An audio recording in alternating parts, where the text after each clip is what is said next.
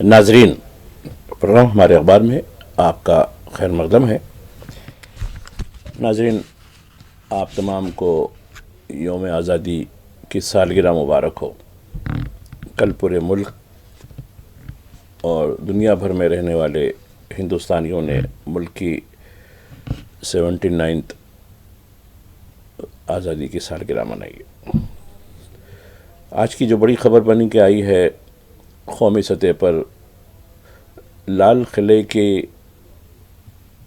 فصیل سے وزیر اعظم کا خطاب ہے، لیکن دنیا بھر کی جو بڑی خبر بن کر آئی ہے وہ الاسکا، جو امریکہ کا ایک اسٹیٹ ہے، وہاں روسی صدر پوٹن اور امریکی صدر ڈونلڈ ٹرمپ کی ملاقات ہے۔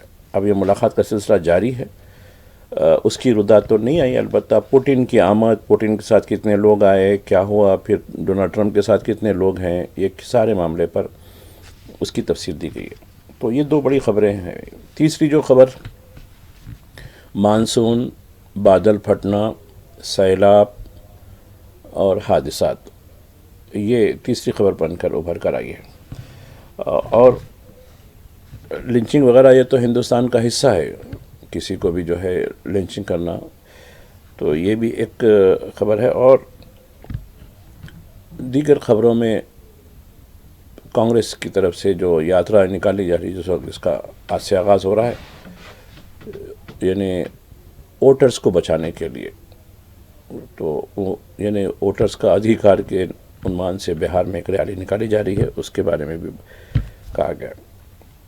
تو دیکھیں گے وزیر اعظم کے خطاب میں کئی پہلو ہیں، جی ایس ٹی کے پہلو ہیں، آر ایس ایس کی تعریف کے پہلو ہیں، اور سب سے بڑی بات، اب وہ ڈیموگرافک چینج، یعنی اب ان کو یہ خدشہ لگا ہوا ہے کہ اب تیزی کے ساتھ آبادی کا تناسب بدلتا جا رہا ہے، تو اب یعنی اس کے لیے انہوں نے ایک مشن شروع کرنے کا اعلان کیا ہے، ڈیموگرافک مشن کے نام سے۔ یعنی اب آبادیوں کے بارے میں بات ہوگی، اور کس کو غیر ملک قرار دے کے سمندر میں پھینکیں گے، اب یہ صورتحال پیدا ہوگی۔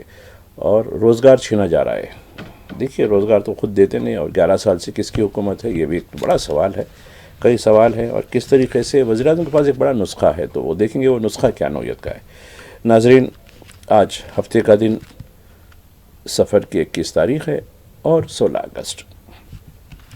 چونکہ قومی اخبارات نے وزیر اعظم کے جو خطاب ہے، اب ان کا 12واں خطاب ہے، ریکارڈ، ملک کے کسی وزیر اعظم نے اتنی مرتبہ لال قلعے سے بات نہیں کی، خطاب نہیں کیا۔ دیکھو، 103 منٹ کا خطاب، اور کیسے لچھے دار، دیکھیے بعض خوبیاں رہتی ہیں جس کی وجہ سے جو ہے لوگ اقتدار میں نہ صرف چمٹ کے رہتے ہیں، بلکہ بہت جو ہے اپنے طریقے سے وہ یعنی اپنا دھونس بھی دکھاتے ہیں۔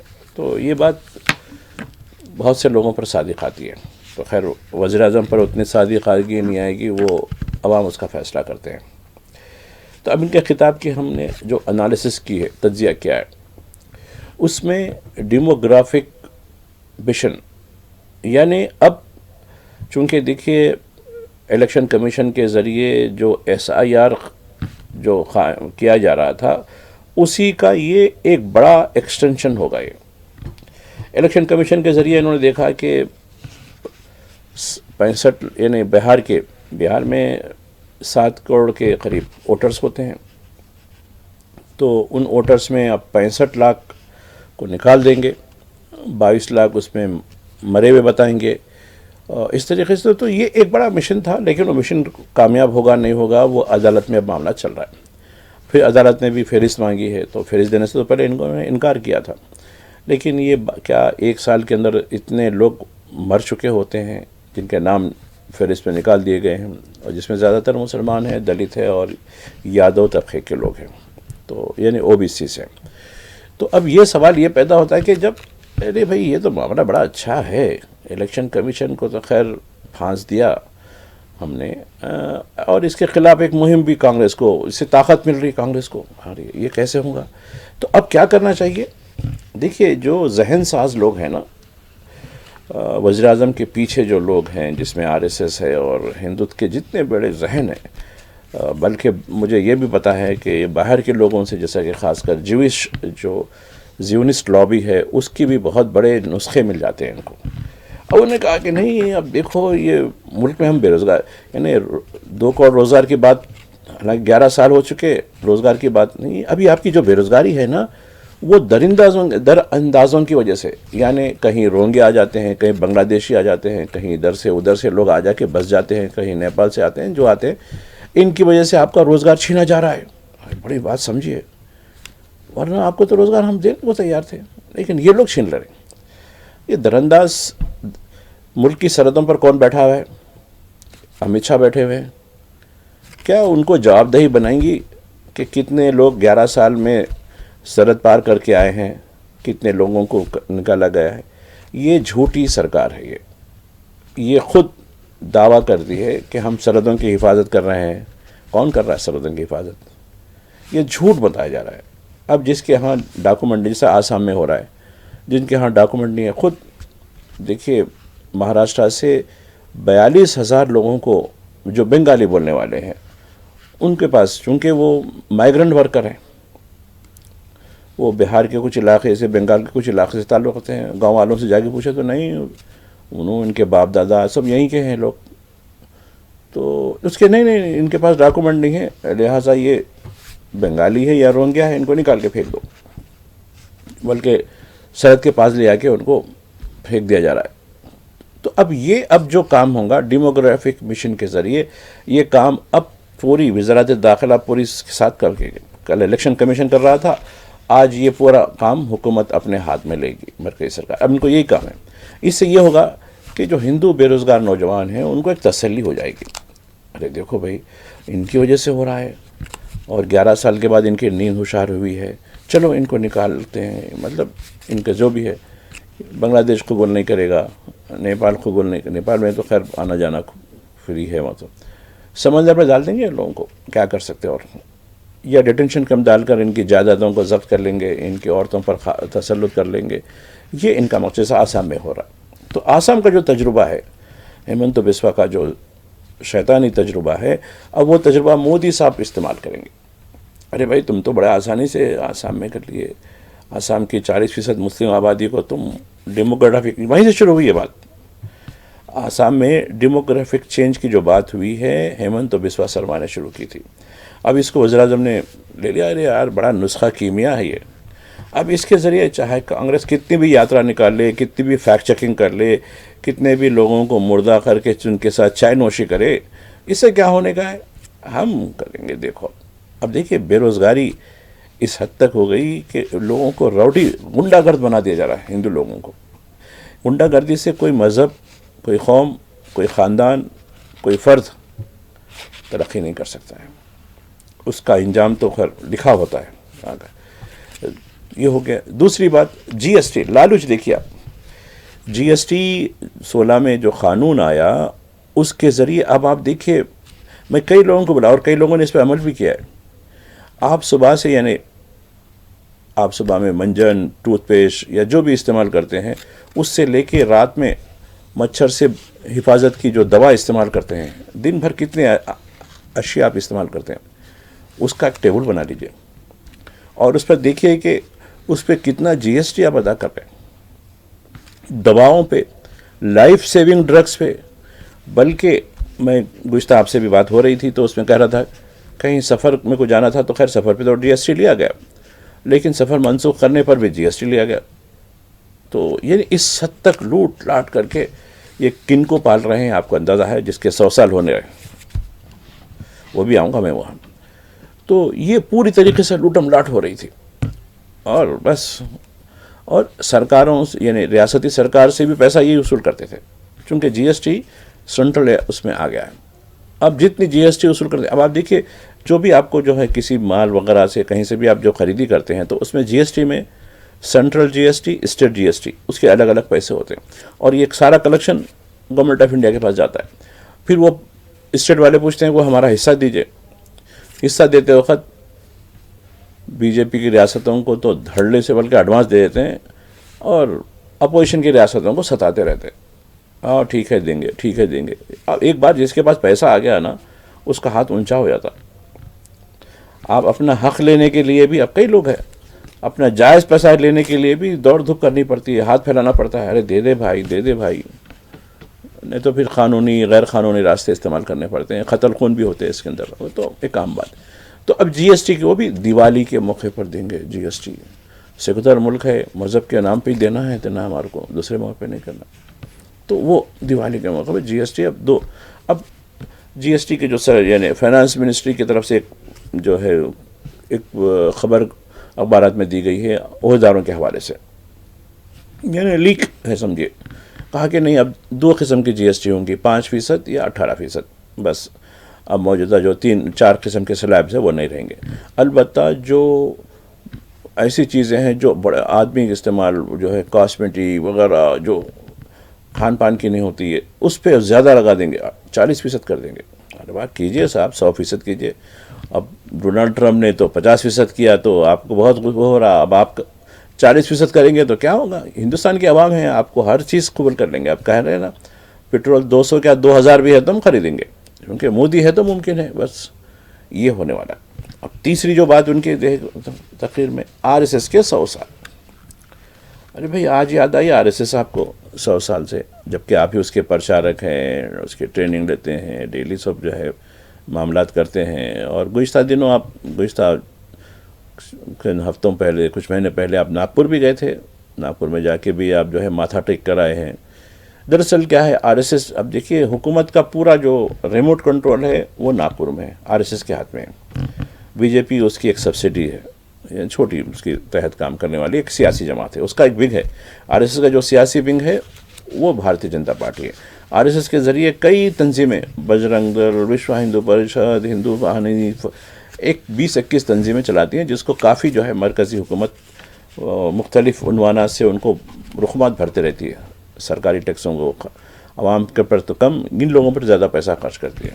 کہیں جاؤ لنچنگ کر لو، آپ کو قانونی مدد مل جائے گی. کہیں جاؤ کسی کی مزار توڑ دو، کسی کی مسجد توڑ دو، آپ کو ہم پوری قانونی مدد کریں گے. یہ کام مطلب قانونی مدد کریں، خود حکومت ساتھ دیتی ہے اس کے. تو آر ایس ایس کی تعریف کیوں کی جا رہی ہے؟ اس کے 2 مطلب ہیں.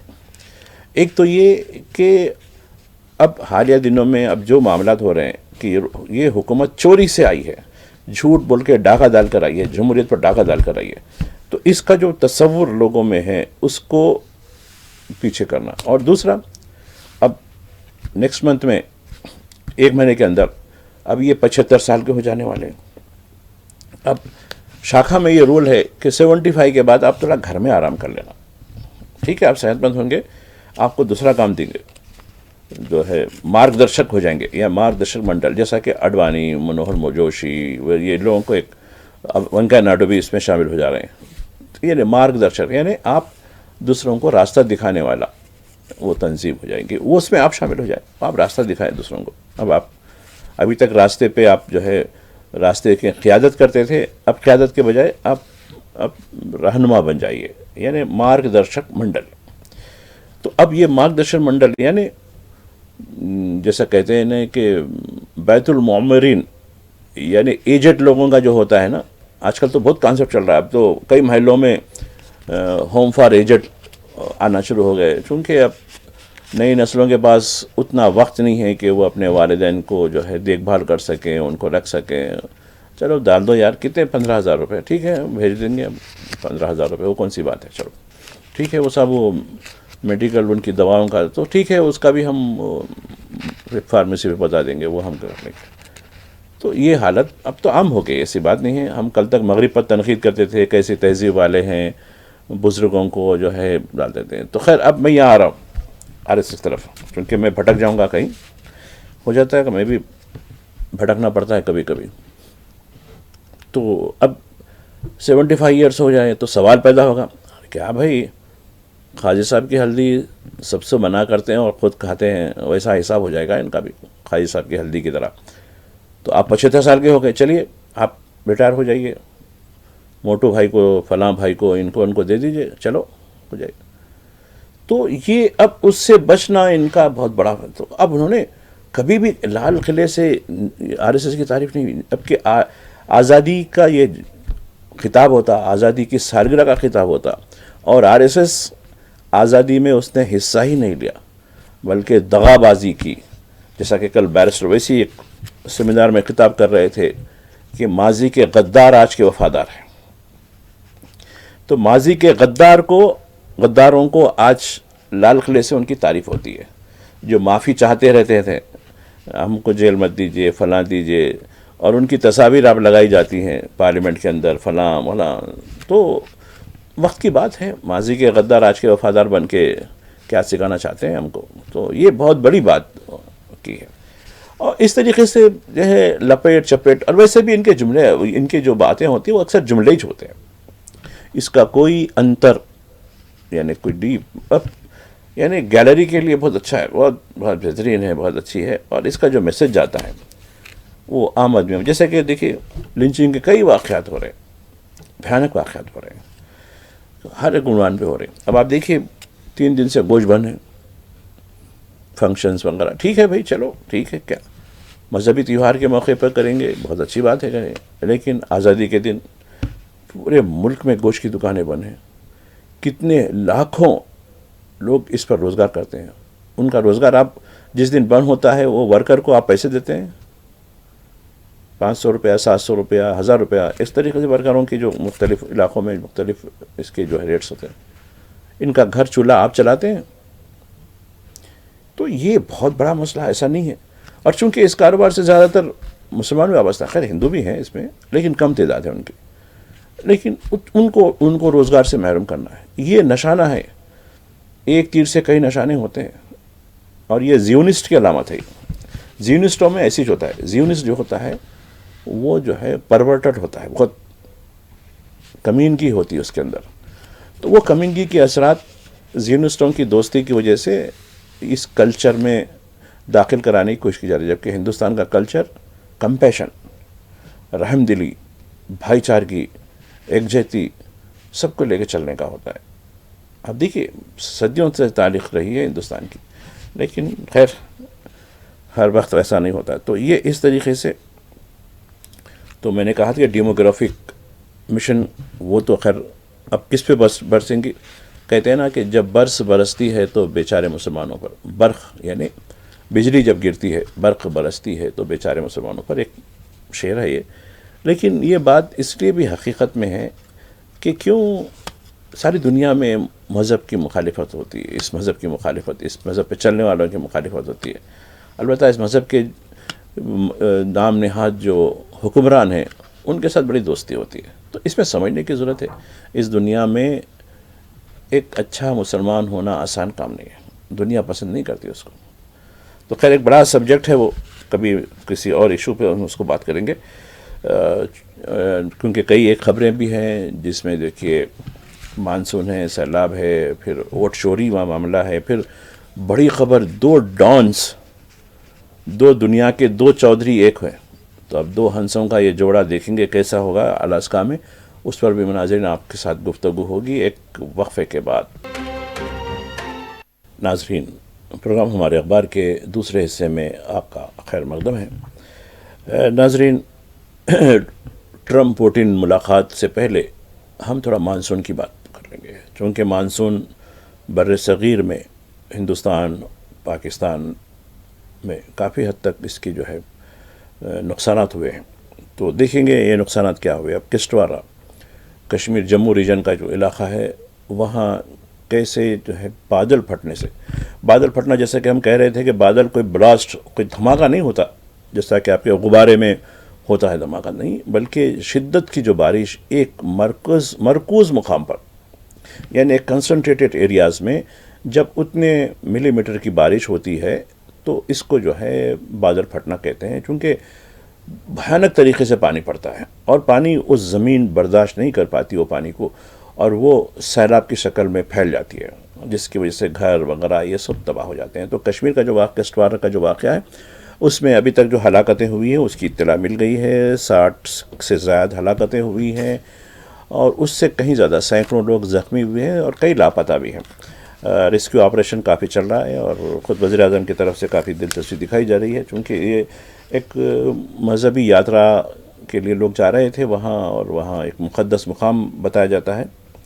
وہ اس کے لیے جا رہے تھے، تو اور یہ علاقے میں، اور وہاں جو ہے وہاں گاؤں بھی بہہ گئے وہاں، جیسا کہ اتراکھنڈ میں جیسا ہوا تھا. تو یہ کشمیر کی صورتحال ہے. کشمیر کے علاوہ آپ دیکھیے اتراکھنڈ سے بھی خبر آئی ہے. اتراکھنڈ میں جیسا کہ بادل پھٹنے سے جو معاملات ہوا، ابھی بھی وہاں راحت کاری کام ہو رہے ہیں، اور بے شمار لوگ ابھی بھی جو ہے لاپتہ بتائے جاتے ہیں. ان کا کیا حشر ہوا وہ نہیں کہہ سکتے، کیونکہ گاؤں کا گاؤں بہہ گیا تھا.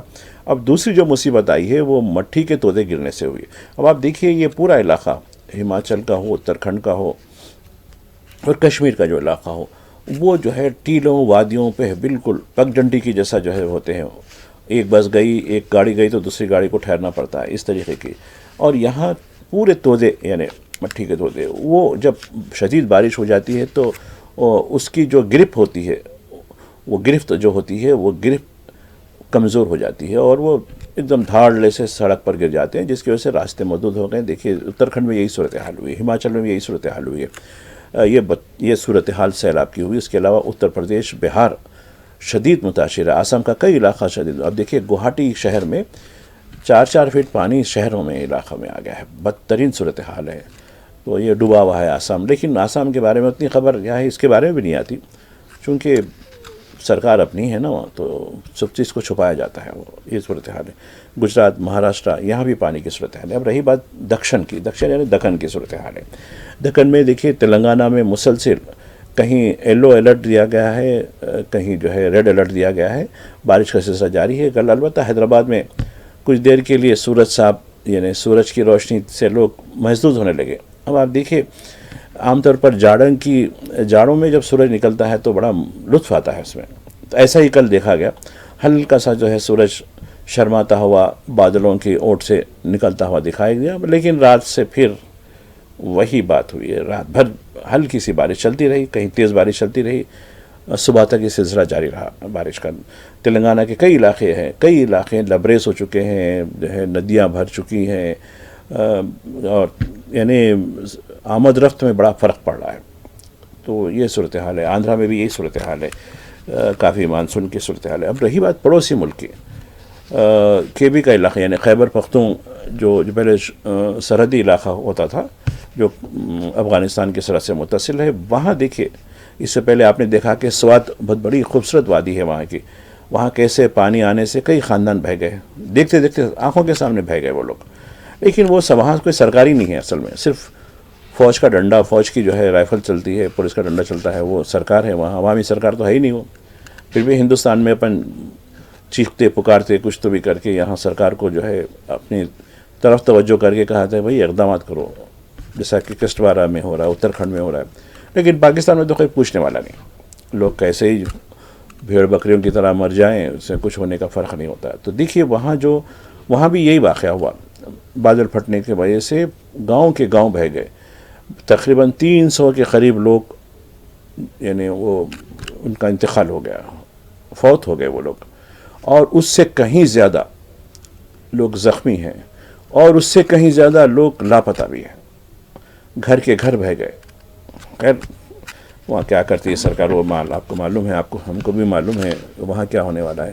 خالی وہاں کے پاکستان کے یوٹیوبرز یا میڈیا کے ادارے خالی شیخی بگاڑتے رہتے. ان کا کام یہی ہے شیخی، جیسا کہ 14 اگست ہوا، ان کی آزادی کا دن، شیخیاں بگاڑنا ہے، یہی ان کا کام ہے، اور کچھ نہیں. اس سے ہٹ کے اور کیا کر سکتے ہیں وہ لوگ.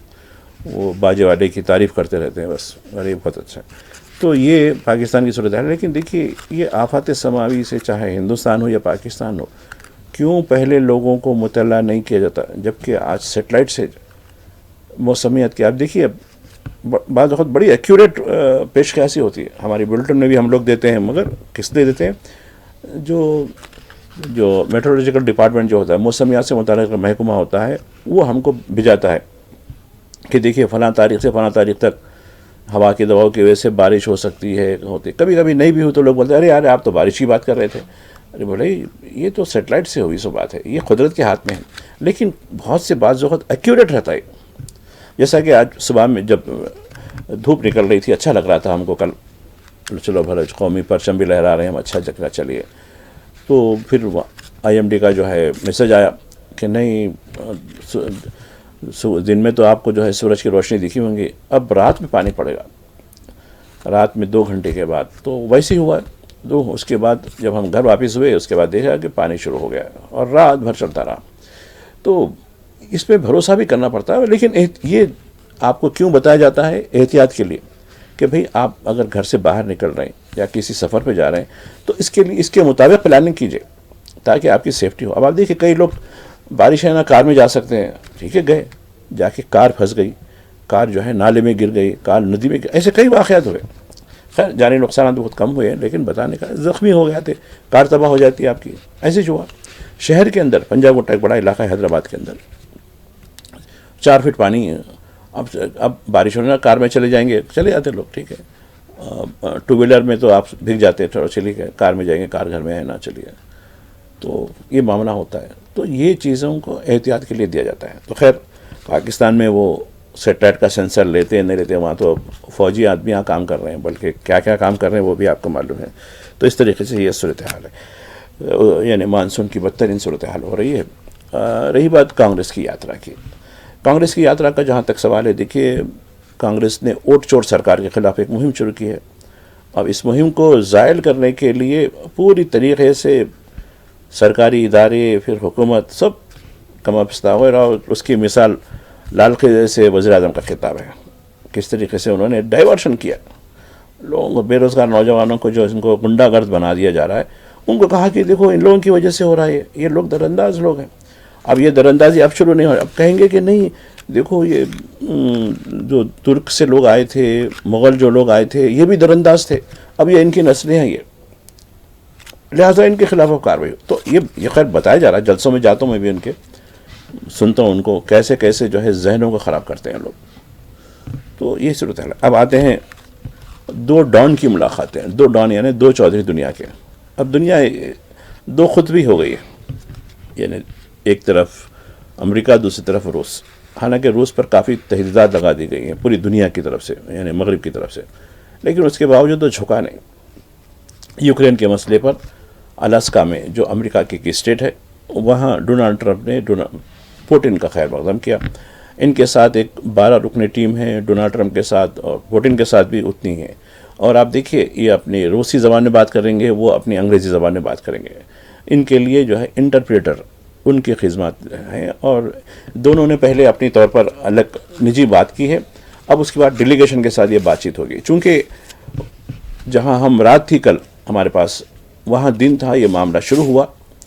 چونکہ رات دیر گئے تک ہمارے اخبارات نہیں چھپتے، لہٰذا وہ تفصیل نہیں آئی. البتہ تصویر ضرور دی گئی کہ کیسے الاسکا میں پوٹن کی آمد پر ڈونالڈ ٹرمپ نے ان کا خیر مقدم کیا، مسافہ کیا، رسمی مسافہ، لیکن چہرے پہ کوئی تاثرات نہیں.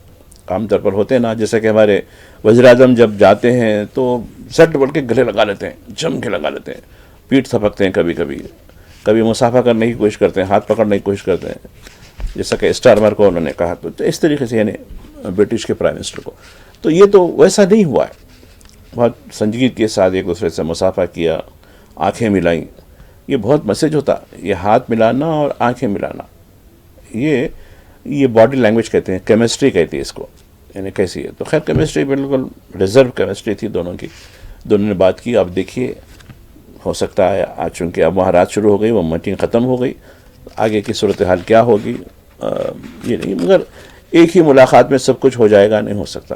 جب کہتے ہیں نا کہ ایک ہی ملاقات میں پیار ہو گیا، تو ایک ہی ملاقات میں پیار ہونا ان دونوں کے لیے تو ممکن نہیں ہے، کیونکہ بہت سی چیزیں ہیں.